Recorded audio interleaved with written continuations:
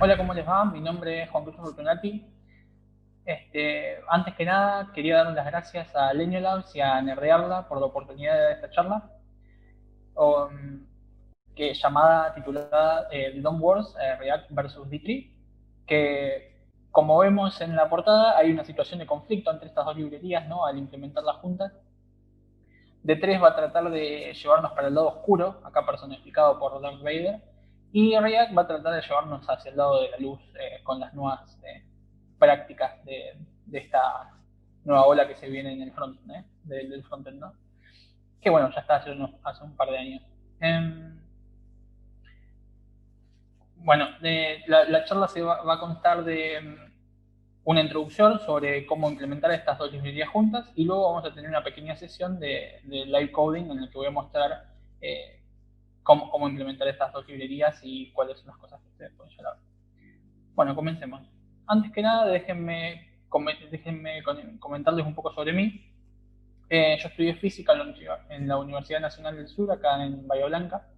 Trabajo con React hace aproximadamente 4 años y soy líder técnico en PayPal, en Lenio Labs, hace 2 años trabajando con el equipo de PayPal. Trabajamos en visualización de datos. Con mi equipo en este momento estamos haciendo una librería de visualización de datos en las que usamos React de 3 y algunas de esas librerías, Macbox también, para poder hacer que el diseño de dashboards sea lo más fluido posible. Este, ahora que tenemos este stand virtual con la empresa, que la verdad quedó genial, en nerdearla.lenialabs.com, si quieren pueden pasar. La verdad que el trabajo que hicieron los chicos está buenísimo, hay un montón de animaciones interactivas con SVG y además, bueno, van a poder conocer a nuestra mascota Lenny y hay una trivia con premios en la que pueden ganar cosas que están bastante buenas. Bueno, empecemos con la charla. Hasta ahora todo venía relacionado a Star Wars, pero déjenme meter esta imagen de Mortal Kombat que está personifica bastante bien esto que nos voy a preguntar. Y arrancamos con esta pregunta. ¿Usarían jQuery en su proyecto React? Bueno, espero que la respuesta de todos ustedes en sus casas sea que no. Y les hago otra pregunta entonces. ¿Por qué permitimos que D3 modifique el DOM? ¿No? Bueno, la verdad es que no es tan simple esto de definir la barrera en la cual D3 modifica y no modifica y ver cómo laburar con estas librerías. Así que vamos a pasar a contar cómo funciona todo esto. React tiene esta filosofía que dice que si vos me proporcionás un estado, ¿no? Yo voy a mantener el DOM actualizado por vos. Bien. Ahora, por ahí D3 no tiene esta palabra de estado relacionada, pero prácticamente es lo mismo. O sea, vos le proporcionás cierta data a D3 y va a mantener el DOM actualizado por vos, ¿no? En los nodos del gráfico les vamos a mantener las posiciones y las formas de acuerdo a la información que vos tengas. ¿Cómo hacen estas dos librerías para manejar el DOM por nosotros? Bueno, React lo va a hacer mediante el Virtual DOM y el algoritmo de reconciliación, ¿no? Donde los cambios primero van a ser aplicados en el DOM virtual, acá a la izquierda, y después mediante los mecanismos normales de React, los cuales son primero el renderizado, que estos nodos en el DOM virtual pasan a dibujarse en el DOM real, ¿no?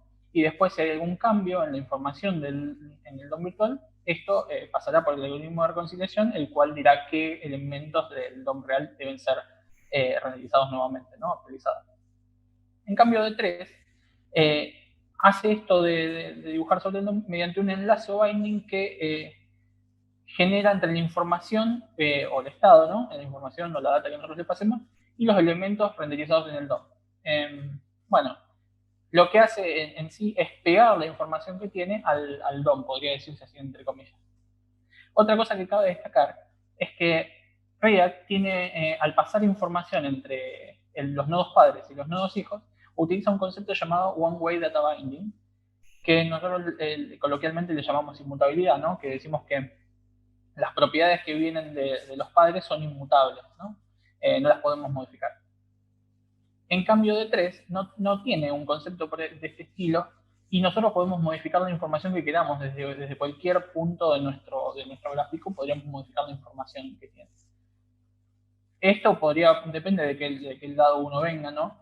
Si viene del lado de D3 o de React, podría pensar que es un poco menos permisivo React en este sentido, pero al menos esta es mi opinión, si uno lo piensa, React, al tener una estructura clara de cómo tienen que aplicarse los cambios, ¿no? Primero en los padres, después los hijos, y cómo fluye la información, es menos propenso a side effects, ¿no? O sea, tenemos menos posibilidades de bugs y de cosas raras que pasan.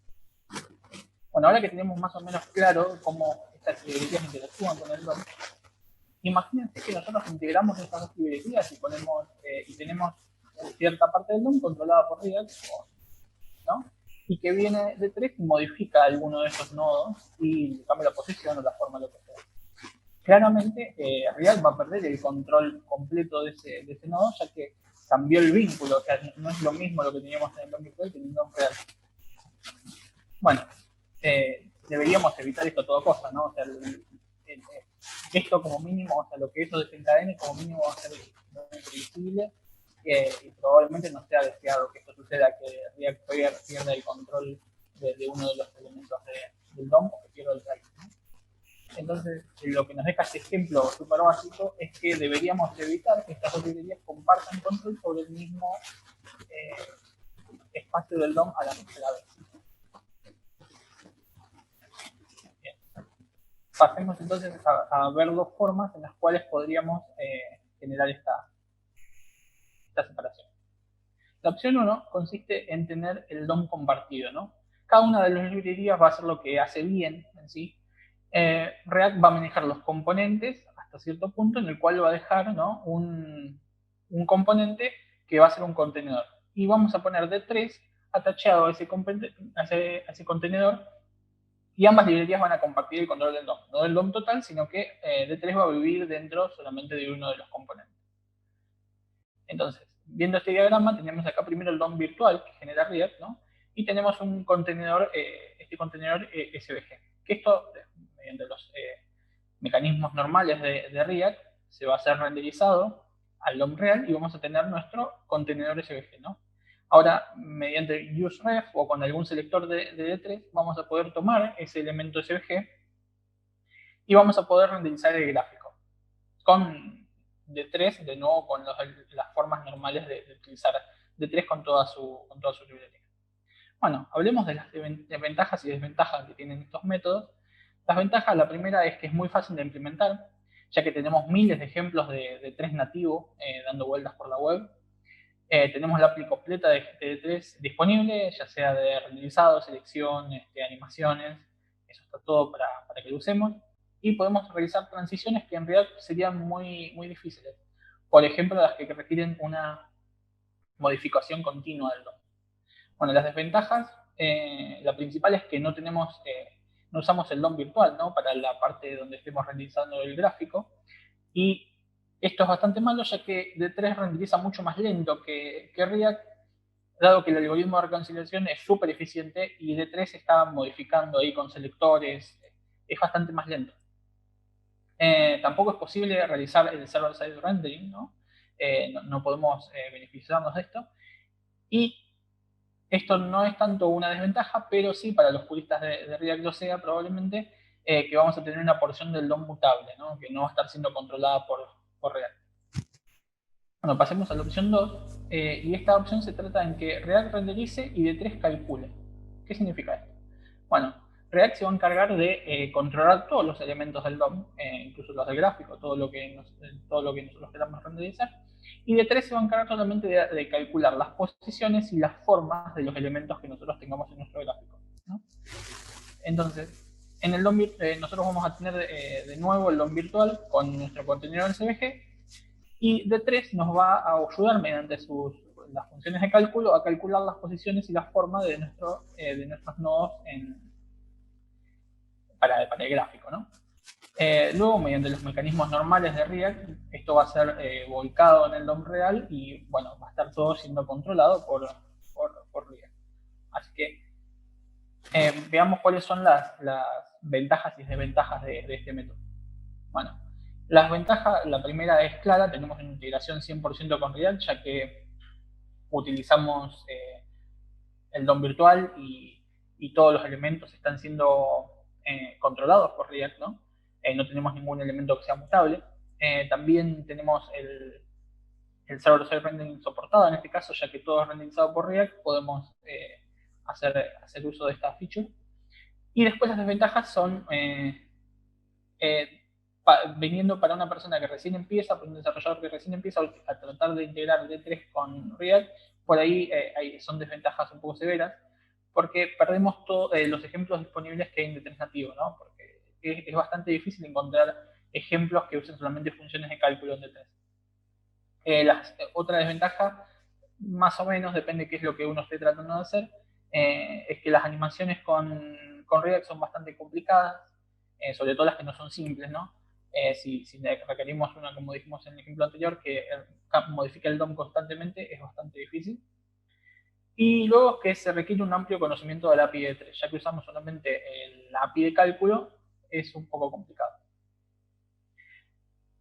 Bueno, cabe destacar que, al menos para mí, esta es la opción que yo elijo trabajar en el día a día. De hecho, con mi equipo, en la librería que estamos desarrollando para PayPal, siempre usamos este método, ¿no? Que la verdad es que brinda unos renderizados mucho más rápidos y además que es mucho más versátil, ¿no? No estamos limitados por esto del server-side rendering y el tema del que haya dos actores tratando de modificar el DOM. Bueno, pasemos a... bueno, saquemos ahora las espadas, ¿no? Ahí tenemos el GIF, los sables láser. Y vamos a hacer un chart, vamos a codar un chart con D3 y React. Y primero vamos a generar un contenedor, como dijimos en los ejemplos. Luego vamos a importar unas funciones de cálculo de D3 y vamos a renderizarlo. ¿Qué vamos a eso? Vamos acá a Code Sandbox, vamos a crear un Code Sandbox de React. Y ahora vamos a importar la librería de D3, ¿no? Una vez que tenemos importada la librería, vamos a generar un SVG, que este va a ser nuestro contenedor para nuestro chat. Y vamos a ponerle un ancho de 500 píxeles y un alto de 500 píxeles. Vamos a ponerle también un borde, ¿no? Así, de esta forma, podemos notar dónde están los límites de nuestro contenedor. Un píxel sólido y negro, ¿sí? Bien. Ahora vamos a importar las... Disculpen, primero vamos a generar la data que vamos a utilizar para nuestro gráfico. En este caso vamos a estar haciendo un dendrograma radial. No se dejen asustar por el nombre, en realidad es un gráfico, no es tan complicado y asusta por el nombre nada más. Es un gráfico que contiene una jerarquía, ¿no? Entonces vamos a hacer la sucesión de nodos que vamos a tener, vamos a llamar a un nombre, nodo A, ¿no? Vamos a ponerle los hijos en nuestra data y vamos a poner el nodo B. Ahora vamos a replicar este nodo y vamos a poner nodo B, C y D. Una vez que tenemos esto, vamos a importar desde D3 las funciones de cálculo, que son hierarchy y tree, ¿no? Las importamos desde D3. Y una vez que tenemos esto, vamos a aplicar esta jerarquía hasta nuestra información, ¿no? Entonces vamos a tener calculated hierarchy, que va a ser la jerarquía aplicada a nuestra data. ¿Qué hace esta función? Para desmitificarlo un poco. Lo que hace es asignar ciertos accesos directos, por ejemplo, a los hijos, y poder calcular todos los elementos descendientes a partir de un nodo, o los elementos padres a un nodo, ¿no? Como genera ciertos accesos directos y lo que le da una estructura más fácil de navegar a nuestra información, digamos, con la que después React se va a basar para poder generar nuestros gráficos, ¿no? Bueno, ahora vamos a aplicar a esta jerarquía, le vamos a aplicar el tree, ¿no? Para generar un árbol y que nos calcule las posiciones, ¿no? Calculated tree, entonces, va a ser este tree, vamos a ejecutar la función y luego vamos a asignarle un tamaño. Acá tenemos que pensar que al ser una un árbol radial, las dimensiones que tenemos son entre 2pi y el radio que nosotros queramos, ¿no? Porque dado que es radio, entonces, bueno, vamos a tener, va a ser un poco más claro después, me parece. Vamos a dibujar entre 2 por pi, ¿no? 2pi, que serían 360 grados, y después tenemos el radio, que máximo, que serían unos 200 píxeles.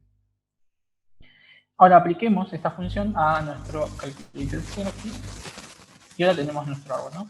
Ahora vamos a obtener los nodos que tenemos en este árbol, que lo hacemos con calculatorTree.descendants y sacamos todos los nodos. Bien, ahora acá adentro tenemos los nodos que vamos a renderizar del gráfico, cada uno de estos elementos. Ahora vamos a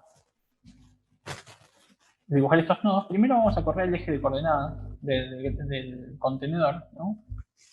Esto lo hacemos mediante un transform, un group, y eso lo hacemos con un translate. Tenemos coordenadas 500, 500, así que pasamos a 250, 250. Eso nos va a correr las coordenadas al centro de nuestro SVG. Y ahora vamos a renderizar los nodos. Eso lo hacemos mediante React, bastante fácil, mapeando. Esto es un array, así que vamos a tener por cada nodo, vamos a generar un G, y vamos a dibujar un círculo ahí adentro, con un radio de 10 píxeles. Eso nos debería dibujar un circuito acá en el medio, bien. Y ahora, en realidad, ahí tenemos 4 círculos, están apilados. No tenemos una forma de verlo, pero bueno, vamos a trasladarlo. Ahora tenemos que trasladarlo, ¿no? Aplicarles la posición que tienen que ocupar en nuestro gráfico. Entonces, vamos a hacer un translate con, si vimos acá en la posición X, ¿no? Esto define la posición X e Y en una red de dos dimensiones. Entonces tenemos primero la coordenada angular y en el eje X, y la coordenada radial en el eje Y, ¿no? Entonces vamos a aplicar en el eje Y nuestra posición radial, y ahí vemos que nos quedó, créanme, en realidad esto no se puede ver, pero acá tenemos un nodo en el centro y tenemos los otros 3 nodos acá aplicados a la derecha. Ahora, si aplicamos una transformación más, que sería la rotación, que nos da la coordenada X, eso lo hacemos mediante nodo X. Esto tenemos que pasarlo a grados, ¿no? Ahí lo tenemos calculado en radianes, tenemos que pasarlo a grados. Esto lo hacemos mediante un mat.py, un 180 dividido en mat.py, ¿no? Para transformar esta coordenada de radianes a grados. Como vemos, ahí los nodos quedaron ubicados distantemente. Eso lo calcula todo esta función tree. Y lo que vamos a hacer va a ser generar los nodos que necesitamos, los links que necesitamos entre estos nodos, ¿no? Entonces vamos a importar la función de link radial y vamos a hacer un generador de links. Link generator, link radial. Y acá tenemos que decirle a esta función cómo es que queremos que obtenga su ángulo y su radio, ¿no? Tenemos esta propiedad angle, en la que vamos a obtener el nodo, ¿no? Al que le estamos aplicando, y vamos del nodo a obtener el X, ¿no? Y después, para el radio, será nodo.x,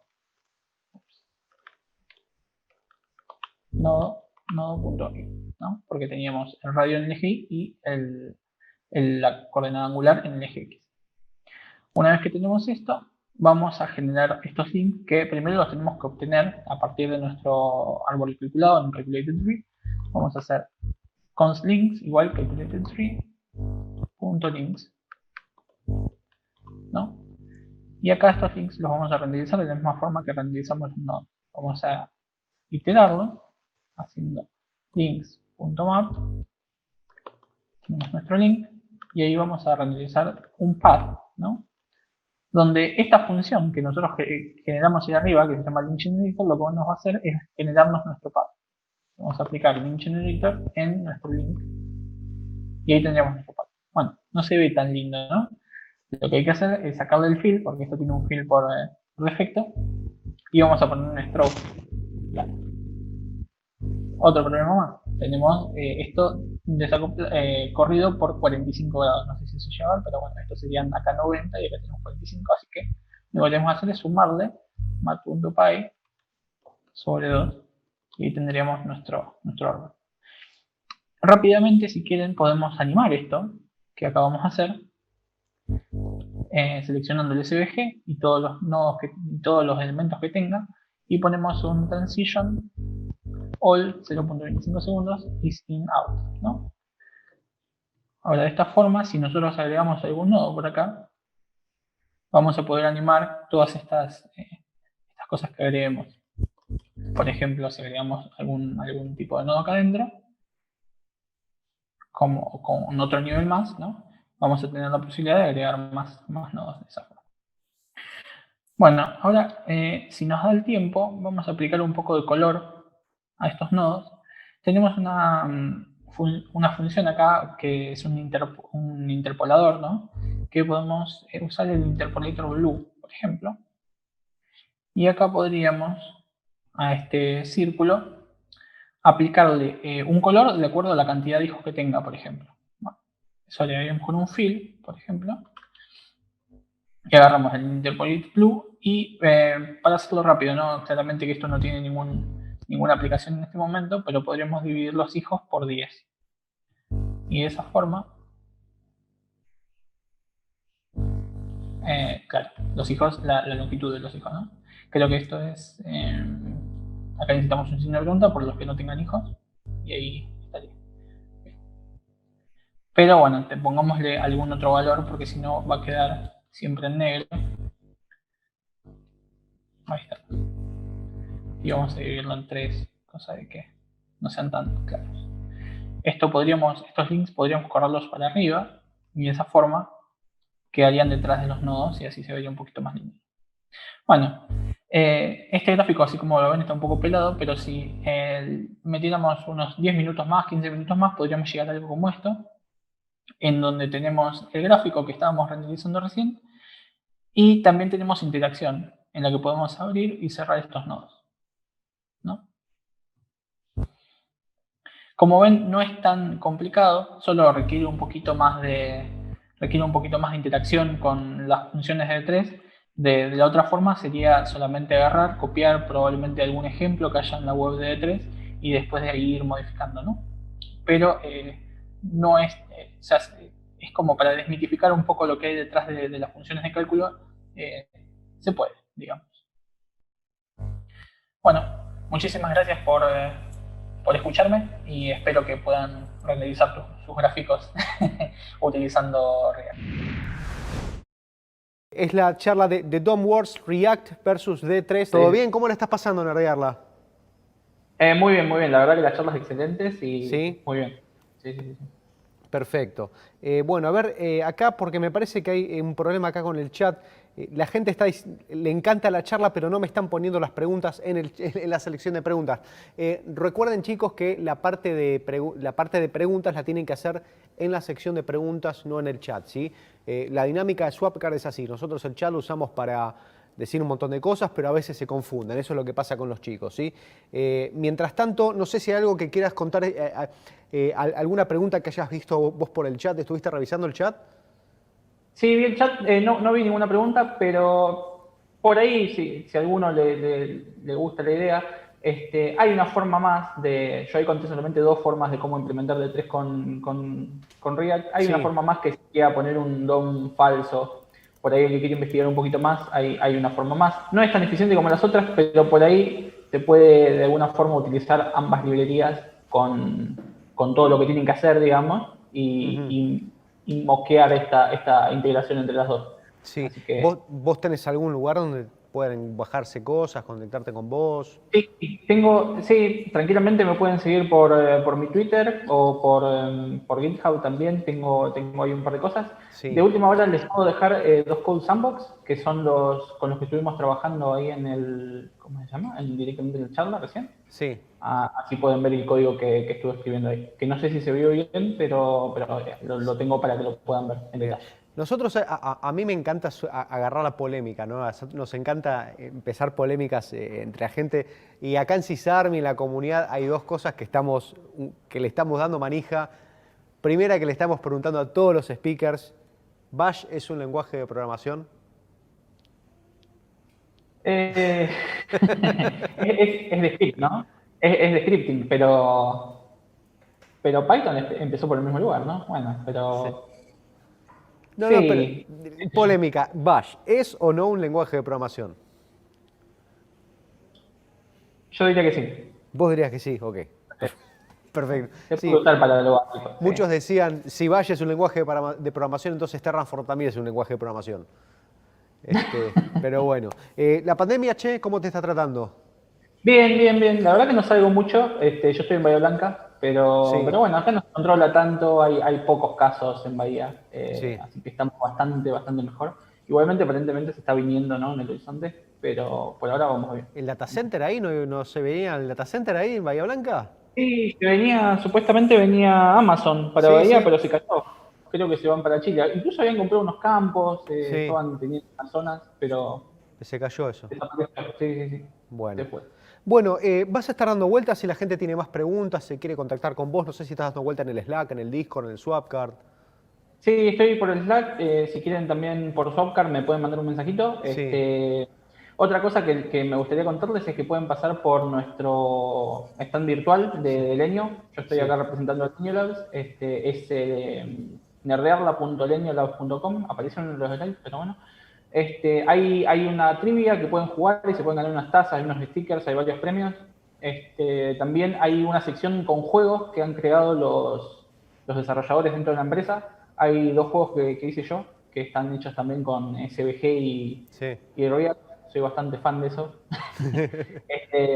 Y también todo lo que es el stand virtual es todo un SVG gigante, que es una casa. Y también ahí está viviendo Lenny, nuestra mascota, así que pueden pasar por ahí y divertirse un rato. Sí, esa es la idea. Acá tratamos de generar comunidad, divertirnos. No sé si la estás pasando bien, miraste alguna charla, te está gustando nerdearla. ¿Primera vez que venís? Sí, no, el año pasado, creo, o el año anteaño, la verdad que ya no me acuerdo. Con todo esto de la pandemia es como que Sí. hay un espacio ahí en el medio, viste, que te olvidaste, pero creo que fue el año pasado que fuimos allá con mi equipo y sí, la pasamos genial. Buenísimo. Sí. Bueno, perfecto. A ver, acá tengo algunas preguntas más que me están llegando. Dice, A ver. me dice, seguramente sea de España, ¿habéis utilizado D3 con el resto de frameworks en UI, Vue, Angular? La verdad que no, la verdad que ¿No? nunca. Lo usé solamente con React y es por ahora con lo único que lo estoy usando. Sí. Pero la integración probablemente sea más o menos parecida, ¿no? O sea, si tenemos alguno de estos frameworks que terminan controlando el UI, lo que vamos a querer es que D3 no meta las manos ahí. Sí. Ok, perfecto. Bueno, bárbaro. Bueno, te agradezco mucho por subirte a nerdearla. Sí, para el resto les recordamos que esto no se termina acá, que la idea es que se contacten con los speakers. Siempre les decimos que se conecten al numeral charlas, el canal charlas, que ahí es por lo general por donde se hace la mayoría de la interacción, ¿sí? Así que bueno, saludame a la cámara a toda la gente que se subió al Q&A y muchas gracias por venir a nerdearla. Muchas gracias a ustedes por la oportunidad. Perfecto, bueno, ahí se nos iba Juan Cruz Fortunati, sí, con su charla de DOM Wars, React versus D3.